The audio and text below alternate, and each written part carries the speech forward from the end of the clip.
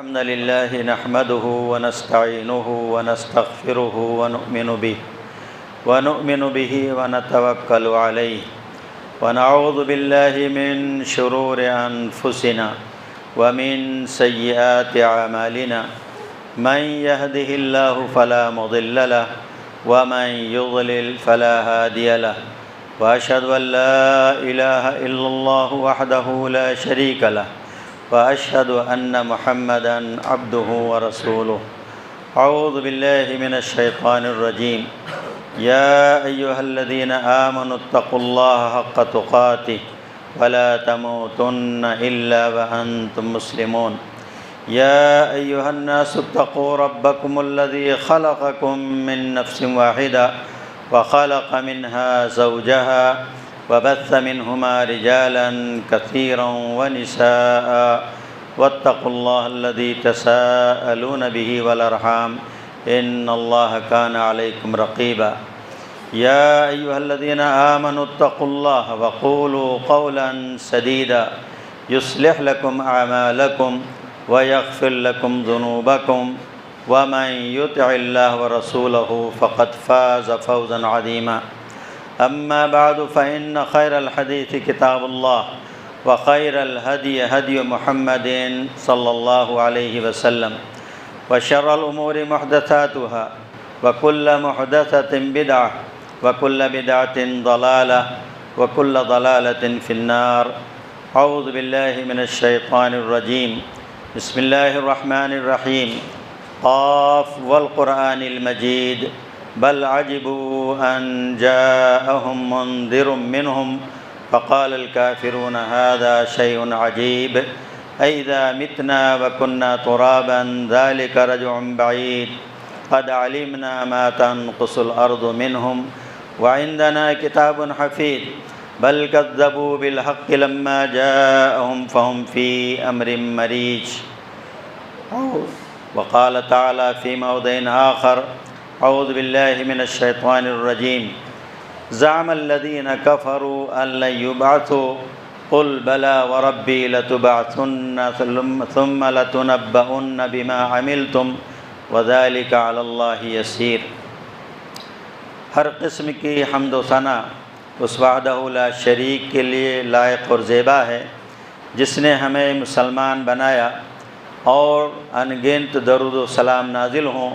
ہمارے آخری نبی حضرت محمد مصطفیٰ صلی اللہ علیہ وسلم پر، جنہوں نے اپنی 23 سالہ دور نبوت کے اندر ہم کو وہ تمام چیزیں سکھلائیں اور بتلائیں جن کے اوپر عمل کر کے اپنی دنیا اور آخرت بنا سکتے ہیں، سنوار سکتے ہیں، اور ان تمام چیزوں سے دور رہنے،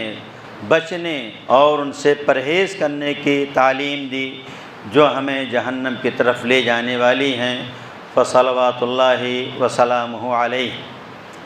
حاضرین، ہم یہ جانتے ہیں کہ ہمارے ایمان کے اندر آخرت پر ایمان لانا یہ ایک اہم حصہ ہے. ارکان ایمان کے جو 6 حصے ہیں، جو 6 چیزیں ہیں، ان کے اندر ایمان بیوم الآخرہ اس کی بڑی اہمیت ہے، اور اس کی اہمیت کے پیش نظر ہی اللہ تعالیٰ نے سورہ بقرہ کی ابتدائی آیتوں کے اندر اس کا ذکر کیا، جس کی شروعات وَهُمْ بِالْآخِرَةِ هُمْ یوقنون، جو لوگ آخرت پر ایمان رکھتے ہیں، جو متقی پرہیزگار ہوتے ہیں. تو آخرت پر ایمان ہمارا اور غیر مسلموں کا ایک بنیادی فرق.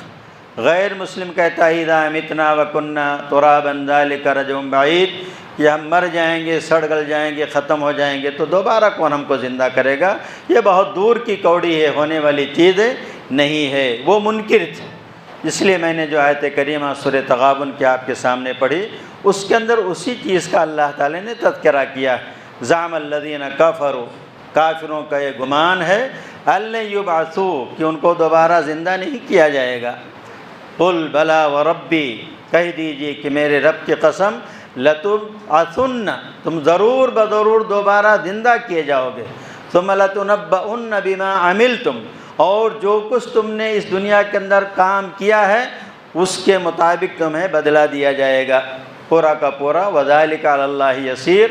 اور یہ کام اللہ تعالیٰ کے لیے بہت مشکل نہیں، بالکل آسان ہے. انسان کو جس طرح پہلی مرتبہ زندہ کیا ہے، عدم سے وجود بخشا ہے، کچھ نہیں تھا، حل اللہ تعالی انسان حین من الدہر لم یکن شیئا مذکورا، کیا انسان کے اوپر ایسا دور نہیں گزرا ہے کہ وہ کوئی قابل ذکر چیز تھا ہی نہیں، لیکن اس کے بعد اللہ تعالیٰ نے ایک ملے جلے نطفے سے انسان کو پیدا کیا، سننے والا دیکھنے والا بنا دیا، اور اس میں سے کچھ لوگ اللہ کے شکر گزار بندے ہیں، کچھ لوگ ناشکرے بندے ہیں، پھر اس کی تفصیل اللہ تعالیٰ نے سورہ دہر کے اندر ذکر کر دیا۔ تو یہ زعم الذین کفروا ان لن یبعثوا، یہ اللہ تعالیٰ نے ان کے عقیدے کا ذکر کیا ہے، اور مکی زندگی کے اندر خصوصی طور سے نبی کریم صلی اللہ علیہ وسلم نے جس چیز کی دعوت دی اس میں ایک اہم چیز جہاں توحید تھی،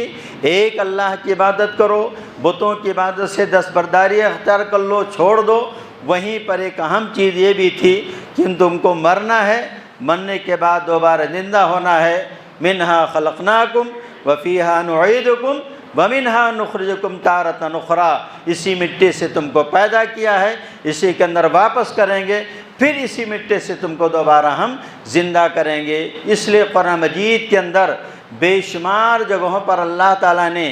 بنجر زمین، خشک زمین کی مثال دے کر کے سمجھایا کہ دیکھو زمین خشک رہتی ہے، بالکل گرمی کے سیزن میں خاص طور سے کوئی بھی گھاس پھوس باقی نہیں رہ جاتی ہے، لیکن جب اللہ تعالیٰ بارش نازل کرتا ہے تو یہی خشک زمین بالکل جہاں ایک بھی گھاس پھوس ہمیں نظر نہیں آتا، وہی زمین سرسبز و شاداب ہو جاتی ہے، لہلہانے لگتی ہے۔ اسی طرح کا وَكَذَلِكَ تُخْرَجُونَ، اسی طرح تم کو بھی ہم زندہ کریں گے، تم کو بھی زمین سے کیا کریں گے؟ پیدا کریں گے دوبارہ، اور جس ذات نے ہم کو پہلی مرتبہ پیدا کیا ہے اس ذات کا دوبارہ پیدا کرنا بڑا ہی آسان ہے۔ اس لیے اول امر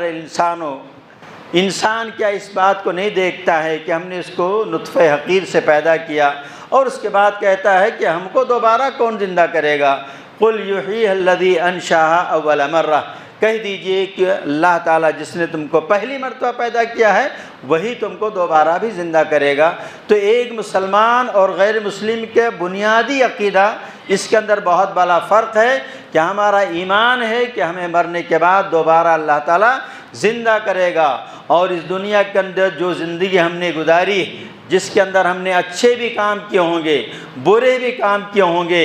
اس کے حساب سے اللہ تعالیٰ جزا اور سزا مقرر کرے گا۔ اس لیے کہ آخرت کا آنا عقلی طور پر بھی ضروری ہے۔ دنیا کے اندر ہم دیکھتے ہیں جو آدمی نیک کام کرتا ہے اس کو نیکی کا بدلہ نہیں ملتا ہے، جو آدمی برائی کرتا ہے اس کو برائی کا بدلہ نہیں ملتا ہے۔ اس لیے عقل یہ کہتی ہے کوئی کہ ایسی زندگی ہونی چاہیے، ایسا دن ہونا چاہیے جس کے اندر نیکی کرنے والوں کو نیکی کا بدلہ ملے، برائی کرنے والوں کو برائی کا بدلہ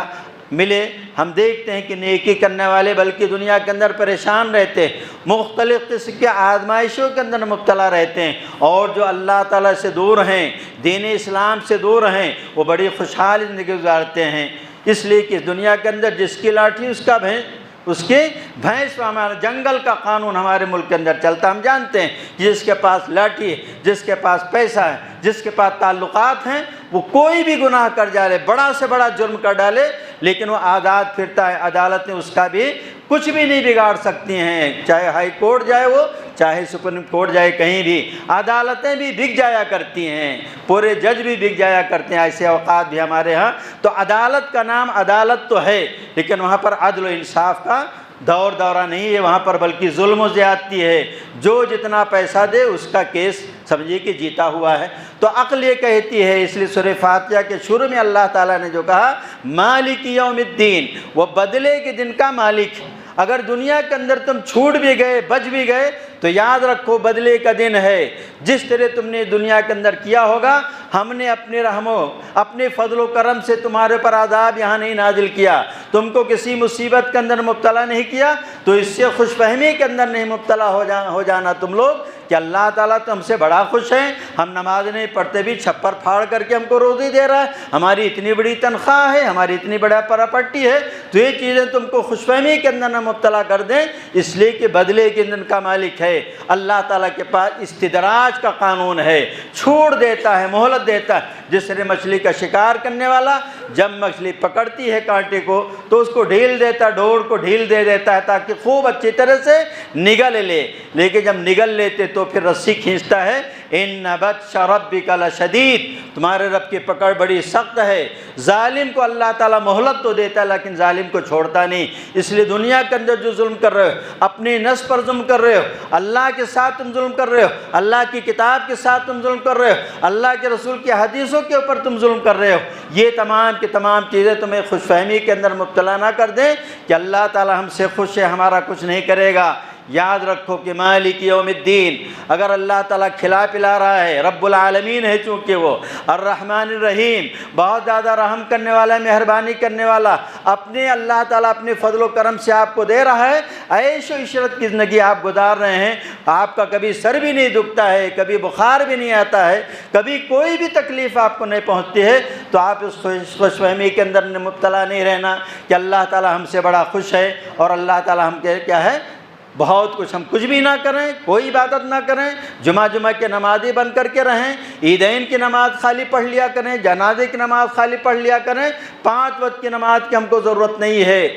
اتنی بڑی جماعت مسلمانوں کی ہے لیکن جمعہ ہی کو نظر آتے ہیں سارے مسلمان، لیکن 5 وقت کی نمازوں میں آپ دیکھیے کتنے مسلمان نظر آتے ہیں۔ تو اس چھوٹ سے ہم کو خوش فہمی کے اندر نہیں مبتلا ہونا چاہیے کہ اللہ تعالیٰ ہمیں کچھ نہیں کرے گا، نہیں، مالک یوم الدین ہے، اس لیے تم کو دوبارہ زندہ کیا جائے گا اللہ تعالیٰ کے پاس۔ اور یہ عقیدہ جب آدمی کا مضبوط ہوتا ہے، جس کو ہم ایمان بالغیب کہتے ہیں، ایمان بالغیب کے اندر یہ بھی شامل، اندیکھی چیزوں پر ہمارا ایمان، اللہ کی ذات پر ایمان ہے، اللہ کی صفات پر ایمان ہے، اللہ تعالیٰ کی طاقت قدرت پر ہمارا ایمان ہے، جنت اور جہنم پر ہمارا ایمان ہے، تقدیر پر ہمارا ایمان ہے، اللہ کے فرشتوں پر ایمان ہے۔ یہ تمام جو ارکان 6 ہیں، 6 جو ارکان ہیں، جو پلرز ہیں ایمان کے، ان تمام کے اوپر خصوصی طور سے اللہ تعالیٰ نے قرآن مجید کے اندر اور اللہ کے رسول صلی اللہ علیہ وسلم نے احادیث کے اندر 2 ہی چیز کا زیادہ ذکر کیا ہے،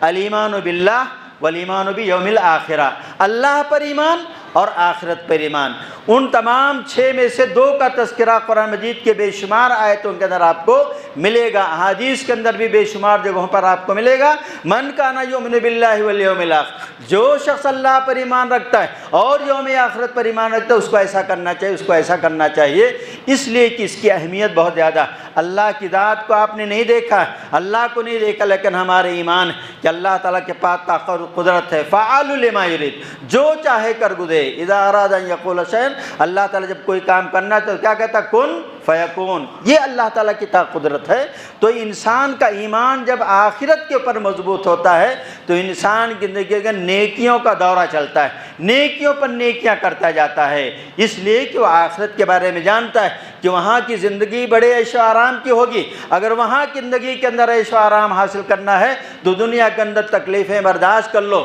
اللہ کی باتیں کر لو، نیک کام کرنے کا جو بھی موقع ملے اس کو کر گزرو، اس کے بارے میں دیری مت کرو،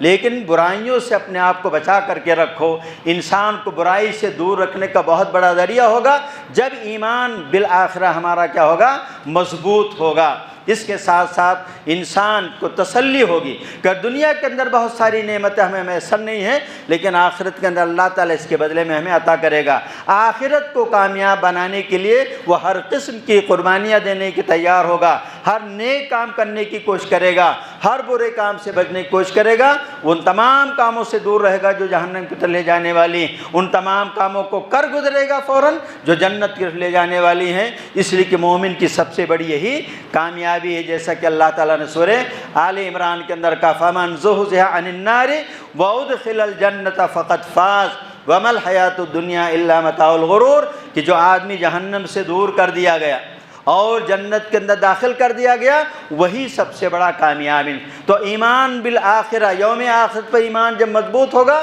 تو آپ نیکیاں کریں گے اس امید کے اندر کہ قیامت کے دن اللہ تعالیٰ ہمیں جنت کے اندر داخل فرمائے گا، جہنم سے آزادی کا پروانہ ہمیں نصیب ہو جائے گا، دائیں ہاتھ کے اندر ہمارا نام اعمال ملے گا، اور اگر برا کام کریں گے تو بائیں ہاتھ میں نام اعمال ملے گا، جس کی بنا پر ہم وہاں افسوس کریں گے، یا لیتہا کانت القاضیہ ما اغنی عنی مالیہ ہلک عنی سلطانیہ خذوہ فغلوہ ثم الجحیم صلوہ ثم فی سلسلۃ ذرعہا سبعون ذراعا فاسلکوہ، کہ آدمی کا بائیں ہاتھ میں نام اعمال ملے گا، کاش کہ وہی موت ختم ہوتی ہے، جس دوبارہ کیوں زندہ کیے گئے، میری حکومت، میری سلطنت، میرا مال و دولت کوئی بھی فائدہ نہیں آیا۔ اس لیے انسان کو چاہیے کہ اللہ تعالیٰ نے جو کچھ عمر ہمیں دیا، امت محمدیہ کی عمر کے بارے میں کہا گیا 60 سے 70 سال کی عمر ہوتی عمومی طور پر، اس 60 سالہ زندگی کو 50 جو بھی زندگی ہمیں نصیب ہوئی ہے اس کے اندر وہ کام کرے جس سے ہمیں آخرت سنور جائے، ان تمام کاموں سے اپنے آپ کو بچائیں، چاہے وہ عبادات کا معاملہ ہو، چاہے وہ معاملات کا معاملہ ہو، لین دین کا معاملہ ہو، بزنس کا معاملہ ہو، رسم و رواج کا معاملہ ہو، شادی بیاہ کا مسئلہ،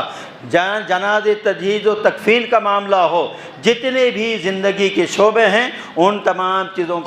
کے اندر آپ کو آخرت پیش نظر رکھنا ہے کہ یہ کام ہم کریں گے اس کا فائدہ ہے، شریعت کے اندر اس کی گنجائش ہے کہ نہیں، یا شریعت کے اندر گنجائش ہے تو کر گزریے، اور اگر گنجائش نہیں تو اس سے کیا ہے دور ہے۔ شکوک و شبہات کی بنیاد پر بھی ان چیزوں سے آپ دور رہے، فمن اتقی الشبہات فقد استبرأ لدینہ وعرضہ، شبہات سے جو آدمی بچ گیا اس نے اپنے دین اور اپنے ایمان کو بچا لیا۔ اس لیے ہمیں چاہیے کہ آخرت قرآن مجید کے آپ بے شمار، اس لیے میں کہتا ہوں کہ آدمی کو، مسلمان کو، ایک مسلمان کی حیثیت ضروری ہے کہ قرآن مجید پڑھنا بھی سیکھے، قرآن مجید کے معنی مطلب سے بھی آگاہی حاصل کرے، زندگی کے اندر ایک مرتبہ کم سے کم قرآن کا ترجمہ انسان کو پڑھ لینا چاہیے، اور اگر اللہ تعالیٰ اور مزید توفیق دے تو کم سے کم مختصر تفسیر کے ساتھ اس کو پڑھنا چاہیے۔ یہ ایک مسلمان کی بڑی ذمہ داری ہے۔ قرآن مجید پڑھیں گے تو بہت ساری چیزیں جو جہالتیں ہیں، جو گمراہیاں ہیں، وہ خود بخود اللہ تعالیٰ کیا کر دے گا، دور کر دے گا۔ اللہ تعالیٰ سے دعا ہے کہ اللہ تعالیٰ ہمیں نیک اعمال کرنے کی توفیق نصیب فرمائے، اللہ تعالیٰ ہمیں ہر قسم کی برائیوں سے دور رکھے، ہر قسم کے شرک و بدعات سے اللہ تعالیٰ محفوظ رکھے، ہر قسم کے غلط عقیدے سے، غلط قسم کے رسم و رواج سے دور رکھے، اور ہماری دنیاوی زندگی کو اللہ تعالیٰ آخرت کو کامیاب کرنے کے لیے بنائے، اور اللہ تعالیٰ ہمیں آخرت کے اندر جنت الفردوس کے اندر داخلہ نصیب فرمائے۔ ہمارے لیے جو کام کرنے کی ضرورت ہے، جو چیزیں ہمیں جنت کے لے جانے والے ہیں، ان تمام کاموں کو ہم کر گزریں، اور ان تمام کاموں سے اپنے آپ کو دور رکھیں جو جہنم کے لے جانے والی ہیں۔ اقول قولی ھذا واستغفر اللہ لی ولکم سائر المسلمین فاستغفروہ انہ هو الغفور الرحیم۔